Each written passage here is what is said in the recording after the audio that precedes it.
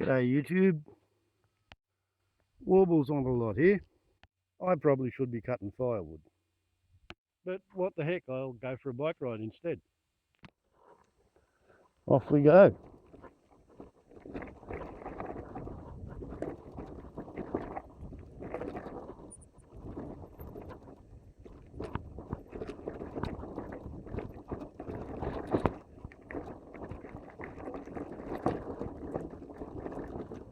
It's dried out a bit since last time I was on it.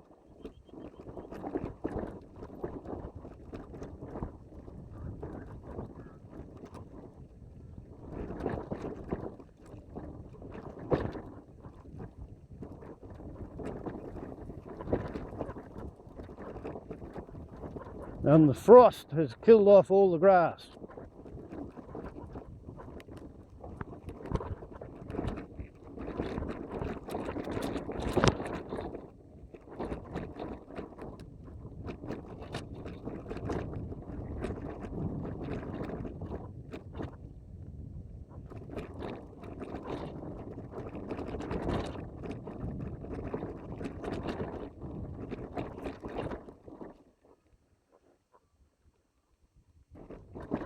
Yeah, the sandbags do make it a bit better.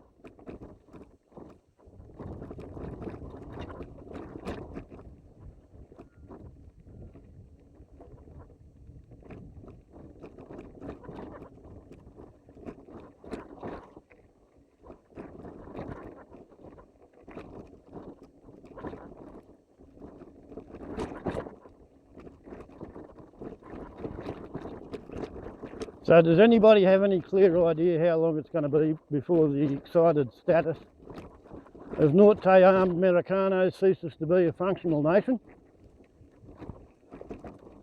Because that sort of seems to be on the cards, does it not?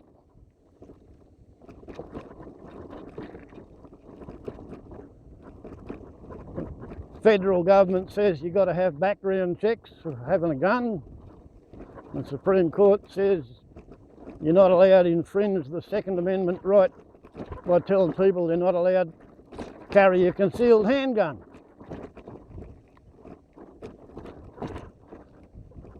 And now half the country think they've done a great thing for all that are unborn, and the other half of the country reckon they're trying to force women to carry pregnancies that they otherwise would not choose to do. Or choose so to do, I suppose, if we want to be technically correct. And all of them on both bloody sides are absolutely certain that they got right on their side. And strangely, the ones who want it to be easiest to carry a gun are the same ones who want to make it impossible to terminate a pregnancy. So they're pro-life in the case of unborn fetuses, and they're pro-death machine when it becomes a case of who wants to be allowed to carry a death machine. And in America, it's become an article of popular faith that it's an act of patriotism to go armed.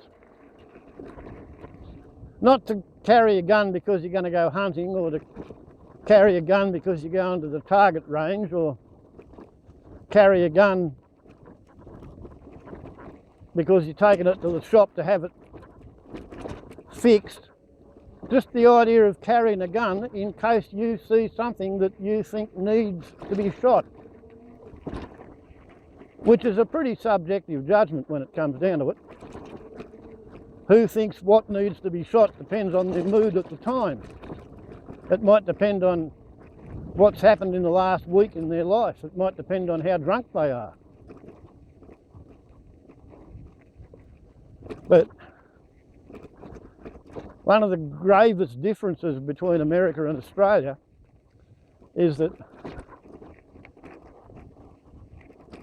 over here, it is not lawful to go about armed just in case you might want to use a weapon against another person.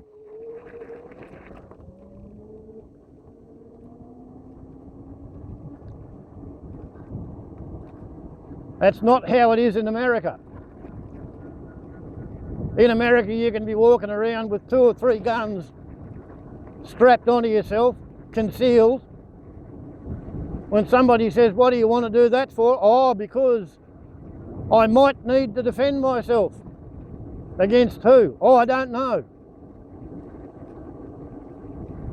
Why don't you know? Oh, because I haven't met the person I might need to defend myself against.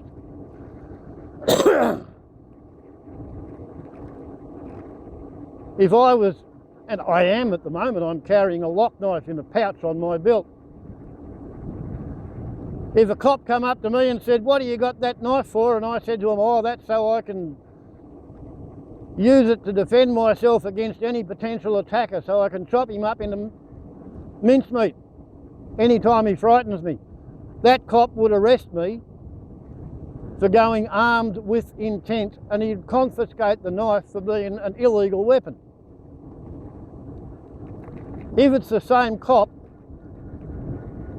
and I'm not tripping and saying stupid bullshit, and the cop says, what do you got a knife for? And I say, to cut string, to clean under my fingernails, to peel an apple, to prepare food. I got the pipe because I got the knife because the knife is useful. I might want to, clean the bowl of my pipe perhaps. As long as I don't say to the cop, I've got that knife so I can stick it in a person if I get frightened, then it's perfectly lawful for me to have a knife. I know a bloke who once said to the court that he wanted a pistol, he wanted a licence for his pistol, and he wanted to be able to wear his pistol on his belt when he's riding his horse in the scrub. And the magistrate said, why do you want a pistol for that? Why can't you use a rifle? And he lectured the magistrate on barrel length and thickness of scrub and how fast a wild pig can attack your horse. And yeah, he got a licence from a magistrate after taking it to court to carry a revolver when he's mustering cattle.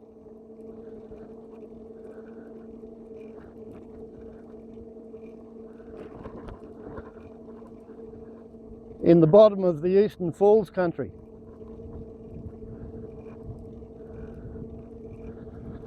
Got a bit of a rattle down there at the moment, which I'm not quite certain about. Front pedal crank, I think.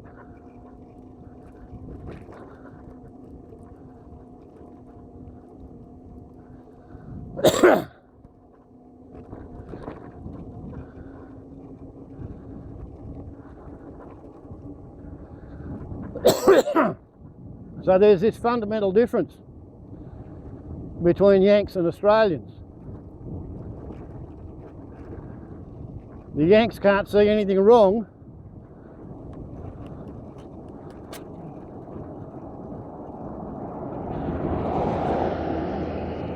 with having the means to exert deadly force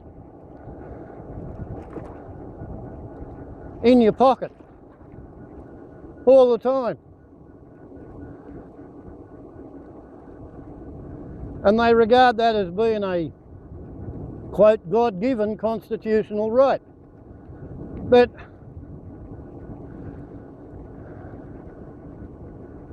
God did not hand down the American Constitution. It was written by people at a constitutional convention. And the bit of the Constitution they get so worshipful about, it's an amendment.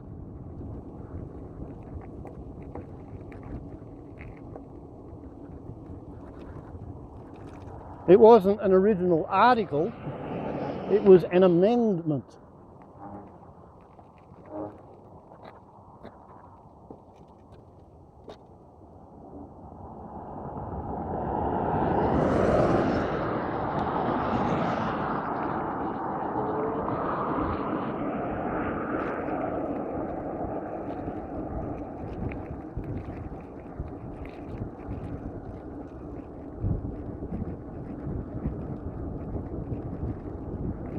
And as I recall it, at that time, the United States did not maintain a standing army.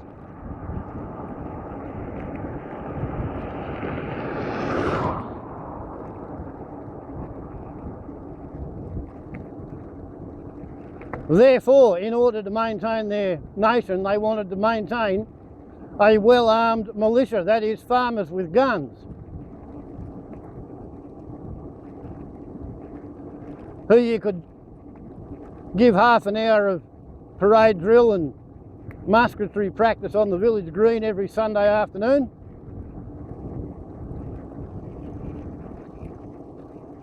And if ever the British or the Spanish or the French come over and tried to attack the USA, this well-maintained militia would be available to defend the nation. And that, in any sane understanding or any sane reading of the Second Amendment, is what it's about. Therefore, thus and because, as soon as the USA got themselves a standing army, a permanent military force,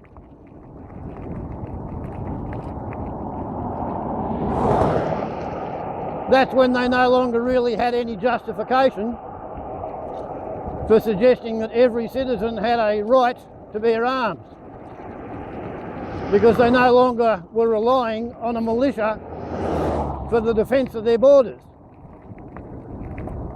And really what appears to have happened is that following the Vietnam War, the international market for small arms was decreasing.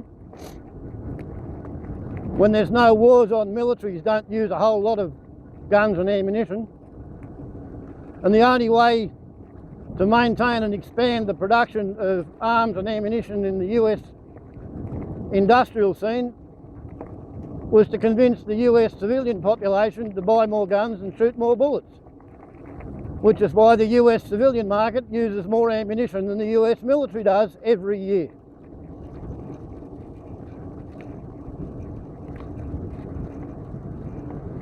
And I remember US hunting, shooting, fishing magazines back in the early 1970s. They weren't stupid.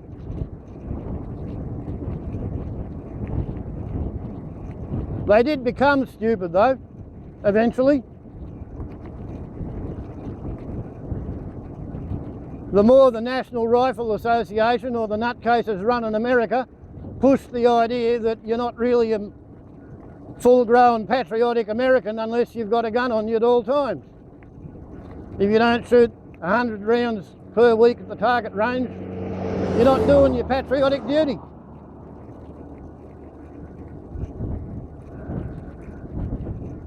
So anywhere from 25 to 40% of Americans have got at least one gun. The average gun owner's got about 7 guns. Some of them have got 107.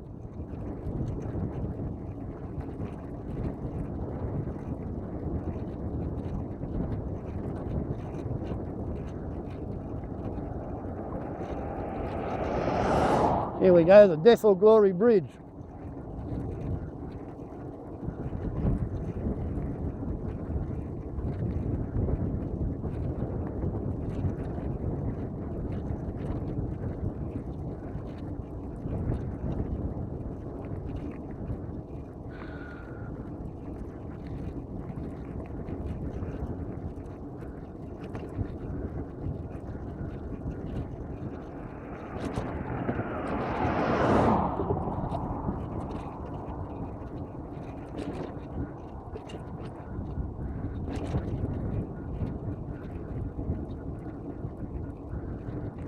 Oh, we did that one.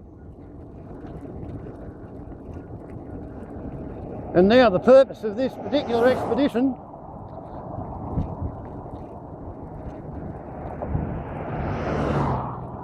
last time I come out playing in the traffic here, I meant to show you both of the 2 Yarraford picnic reserves. And I went straight past Yarraford South.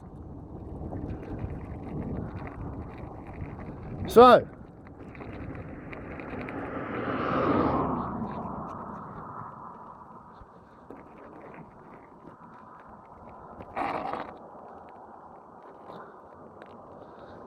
taking advantage of Peter Willett's driveway.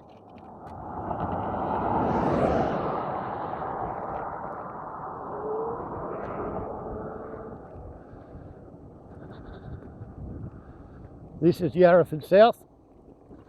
We are now driving down the abutment to the old bridge, which has since been demolished and removed.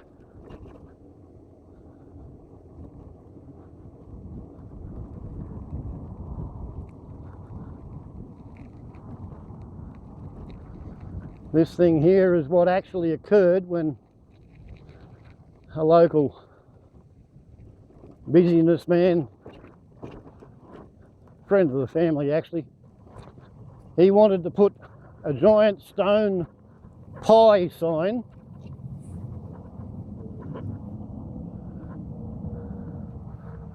across the highway so that all your trucks and everything would have to drive underneath it. And he wanted 4 of these, north, south, east and west of the town, on the 4 highways, so that everybody knew that we were the Celtic clowns in kilts. And eventually, when he had the realities of engineering and the strength and weight problems of stone explained to him, this is what it shrunk down to. 1 Celtic country pie sign at Yarraford Picnic Reserve.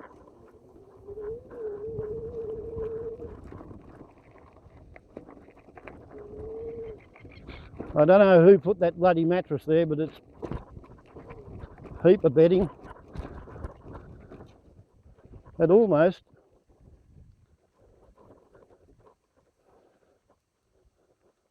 heap of carpets.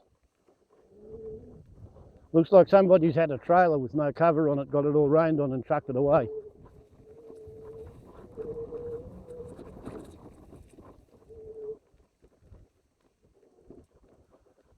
I have fished for crayfish in this as a kid.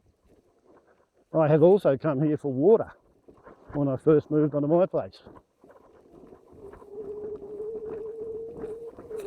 A favourite with the homeless grey nomad brigade, this place.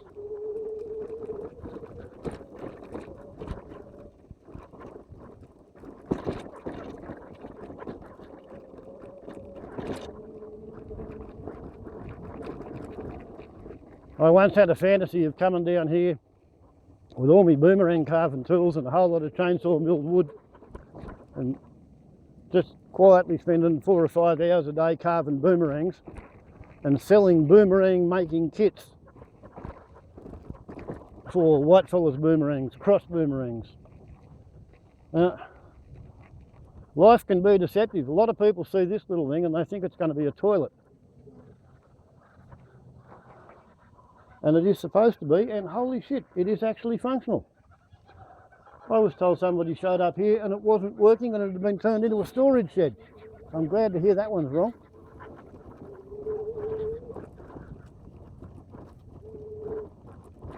Got to be a bit careful because somewhere in the grass there's a long line of little concrete plaques and plinths.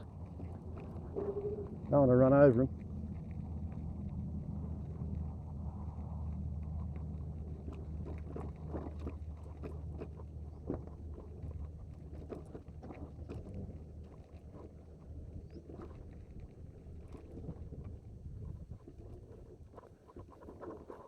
Bloody feral willow trees fucking up the rivers of Australia.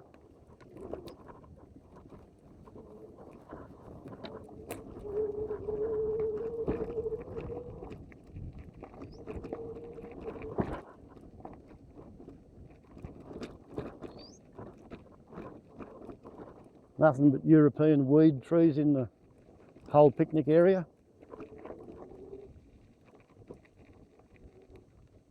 At least these little picnic table hutchy things have still got their roofs.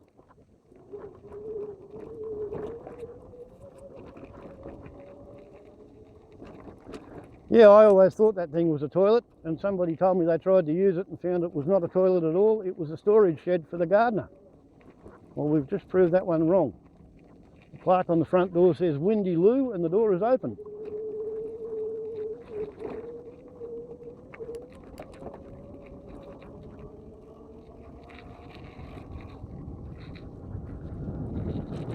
Aha, I see. I figured out what the noise was being caused by.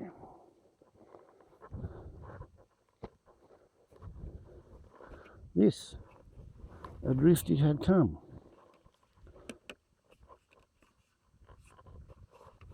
Really? Is that all it was? Okay. Must have been knocked off by a stone. Anyway, glad to found it. Regardless of what it does to my average speed, because it doesn't really matter, because we're doing a bit of a scenic route today.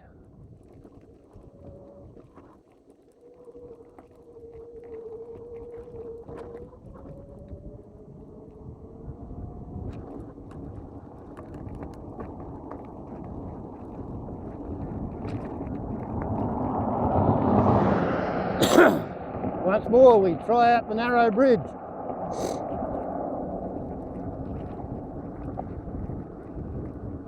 Technically I am entitled to ride in the middle of the road, you know, the carriageway, the lane. But the idea that anybody is going to respect a push bike doing 28 kilometres in a 100k zone is fanciful, I believe.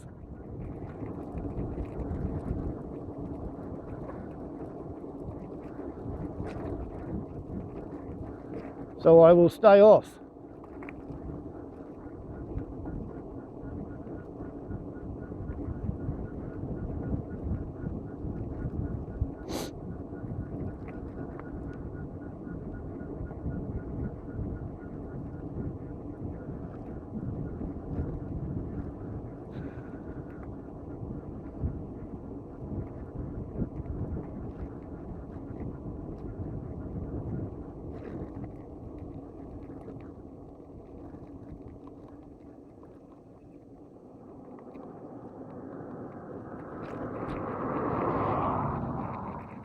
And here we have Yarraford North.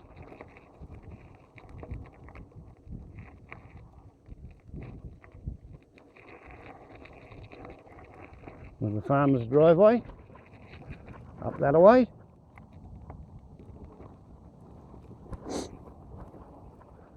Many years ago somebody took the roof off these because it was sheet copper, flat sheet copper over the top of floorboards. And once they lost the roof, then, or lost the cladding, then they started to rot. So they're totally dysfunctional.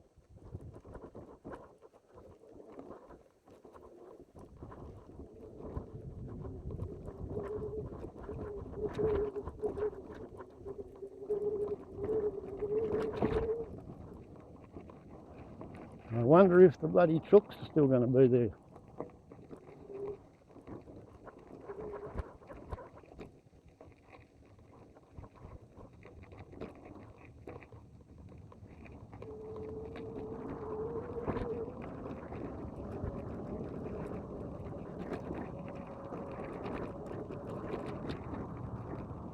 And this is where they like the trucks to park and have a bit of a sleep or whatever. They don't give them a windy loo. Once upon a time, the local council used to hunt people away from places like this in order to support the caravan parks in town.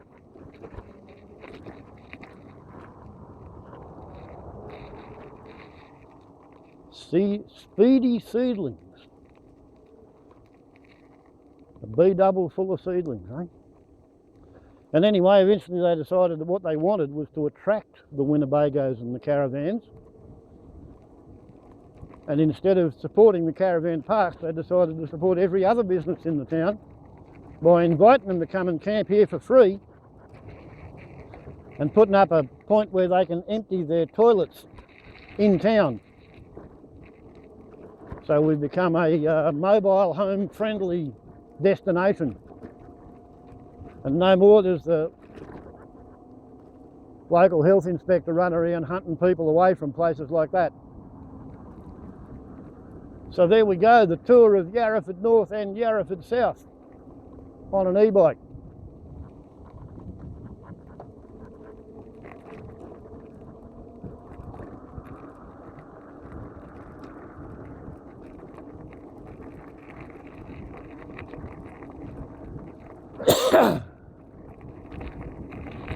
Not entirely certain how interested in bicycling I'm going to be when I come back from Coffs Harbour.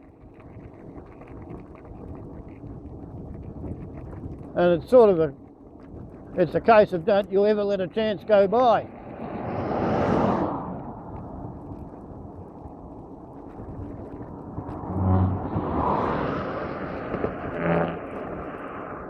I see. So scared of me he went out across the bloody rumble line in the middle of the double lines. I wondered what that fart noise was. See, I got a set of them here too.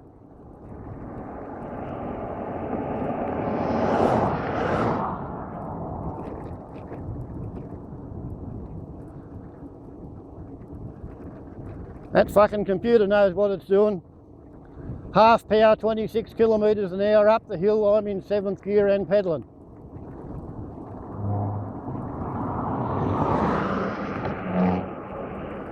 That is very, very considerate.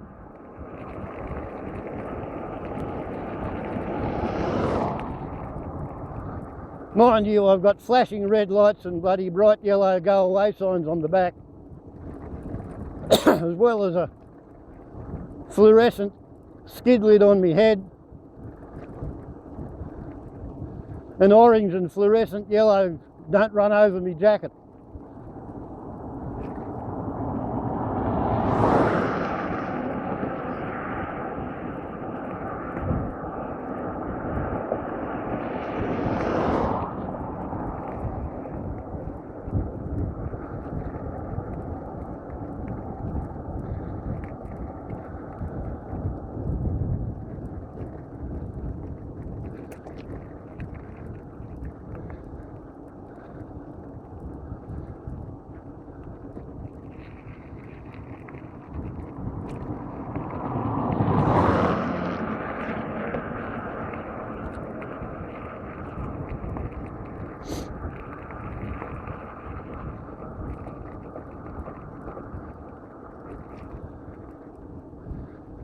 Someone must have fed leaded fuel to that car.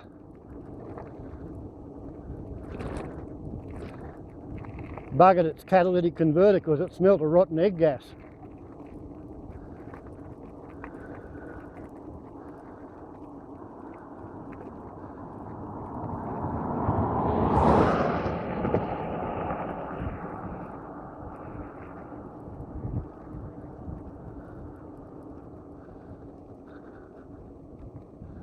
Once more, we have survived the highway. Not a bad achievement, actually.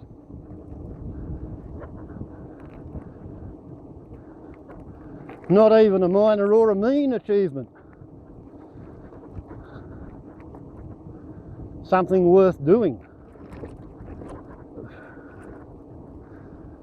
And then I'll take the chainsaw for a walk. Meant to do it all yesterday, but I think I spent about 9 hours on the bloody telephone yesterday. Cousin of mine I haven't talked to for 40 years. Previous night I'd come home from the Friday night feed. Probably the last one of them for a while too. And there was a comment on one of my YouTube videos from my cousin's daughter. So we had a bit of a YouTube chat. The daughter then found my daughter's Facebook and sent her phone number. I sent my phone number, and yeah, behold, in the morning, I think from 10 o'clock to about bloody 12:30, chatting to my cousin. Heard his side of all sorts of family disagreements and disputes and shit. I've got to say, his side made at least as much sense as the other person's side. But I sit on the fence, I'm not taking either side.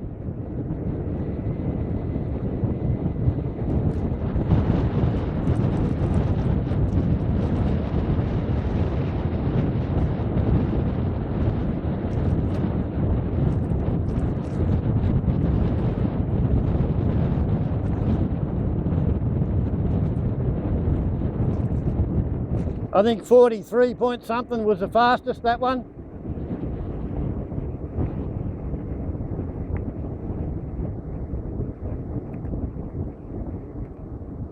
And then just after I'd finished cutting my evening's firewood, his daughter rang me up. She's the one that's family history freak.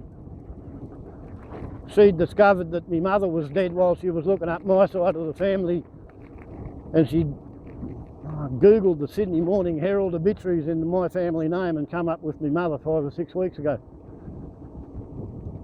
So she didn't get off the phone till after midnight. And we hashed out and sorted out a whole lot of family stories and figured out what was the rights of it and who stretched which story. Quite interesting. Hadn't seen her since 1997. So anyway, didn't do any chainsawing yesterday. Too spun out by the long lost, re-established family connections.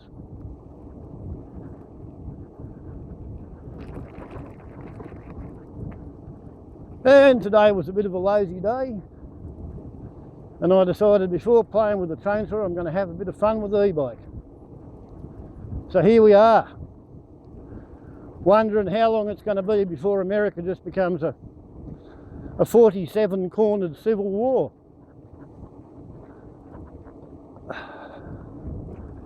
Between the people who want to count the votes and the people who don't. The people who want to pay attention to science and facts, and the people who live in a counterfactual universe composed of ideology.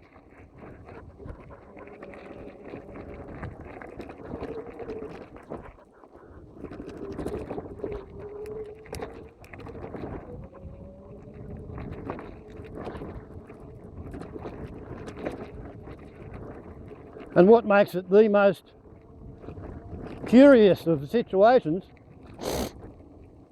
is that one of the things Obama did was he repealed,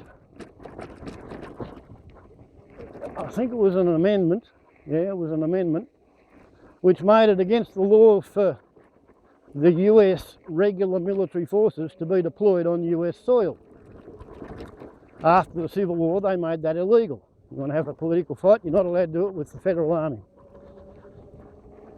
And the way it was done was first they made it lawful for the US federal military to target and kill American citizens, because there were Americans fighting on what was deemed to be the wrong side in Yemen. And then they decided there might be US citizens conducting terrorist activities on the continental 48 or Alaska or Hawaii. So then they said it was okay for the US military to target US citizens on US soil if they were deemed to be terrorists. So there's nothing to actually prevent the federal government from declaring any rebels as terrorists and going out after them with the army. Nothing at all, because Obama took away the only obstacles. Meanwhile, in the US, this National Guard they've got, mainly composed of volunteer wannabes and people who've already done time in the military, and they're on the reserve list, and they can either choose to take it actively and train regularly, or they can just wait to be called up. But their National Guard, sort of equivalent to Australia's civilian defence forces or Army Reserve. In the US, they have entire bloody airfields run by the National Guard. They have fighter squadrons, they have transport squadrons, they have attack helicopter squadrons, they have artillery regiments, they have tank battalions run by the National Guard. Civilians, reservists, part-time soldiers. And if you think back to the days when the US National Guard shot down the students at Kent State University in 1968, they were the National Guard, the people who did the shooting, they were acting on the orders of the state governor, because the state governor commands the National Guard, all units inside their state border. So you could, without too much stretching of the imagination, visualise situations where the governors in what they call the red states decide they don't like what the Democratic government is doing in, or the Democrats regime is doing in Washington, and they secede and call out the state National Guard to defend the state government and the state constitution against the left-wing, liberal, federalist, globalist, boo-hoo, sob, whatever your ideology wants to call them, Democrats. So you could actually get a situation where you've got US regular military fighting Republican loyalists in the US National Guard. And whether that's going to be over stolen election bullshit, or whether it's going to be 146, 37 minutes, 43.6 max, 20 k's average. Right.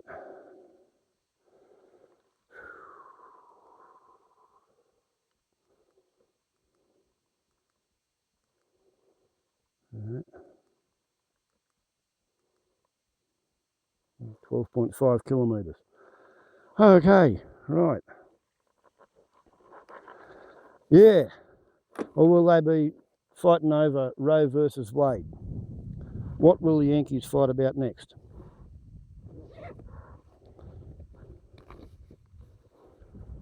Will it be the gun laws?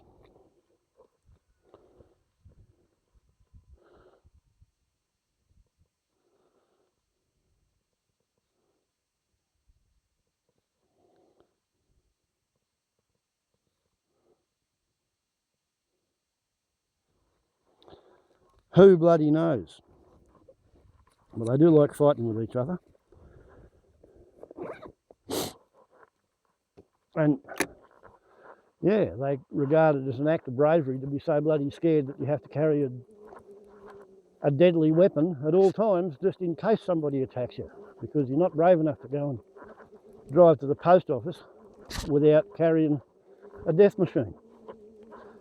It's just a really counterintuitive culture.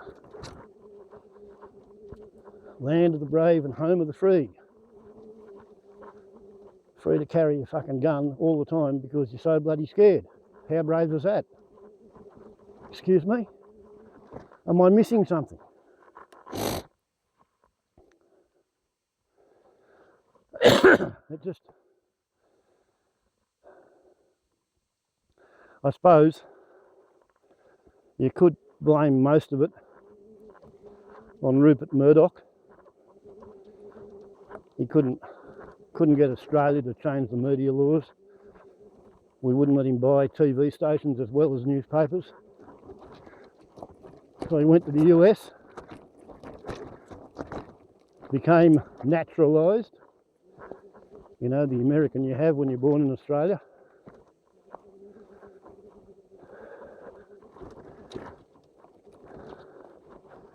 And one of the first things he did, once he was allowed to buy Fox Entertainment,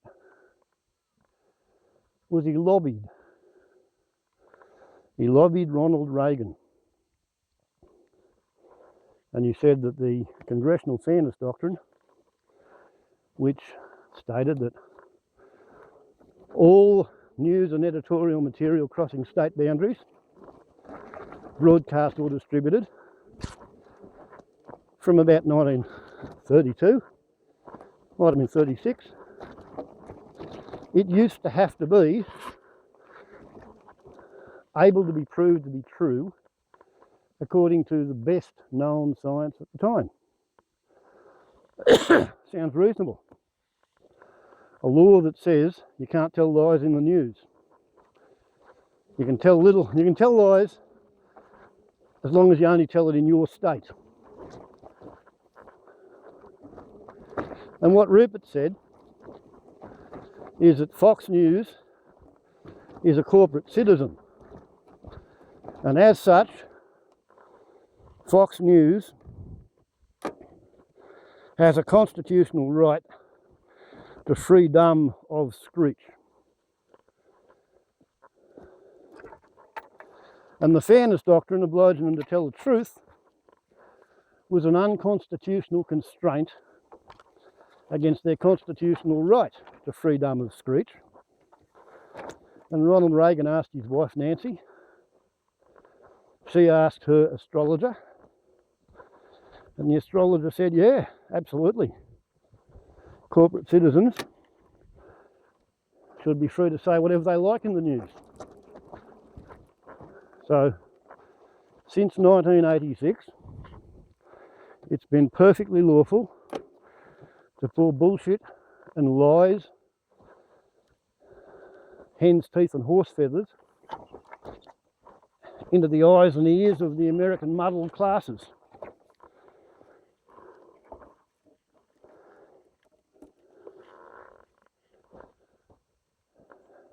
And that is apparently how America went from being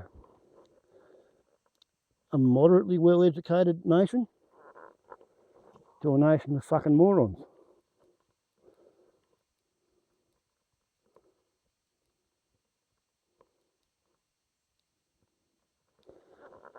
Who literally, at this point in time, 30 to 50% of Americans cannot tell the difference between shit and shoe polish, even after 4 years of rubbing the shit on their bloody boots and watching it rot their shoe leather.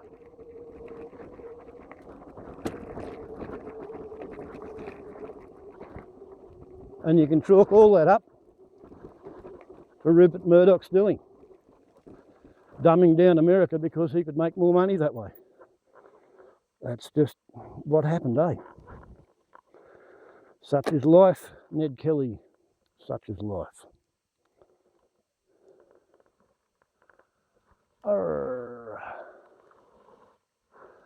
Okay. I might go to about 145 kilometres total time. I switched it off to conserve battery power because I want to measure the battery voltage. Turns out to be 37 of the volts, down from 41.6 before we started.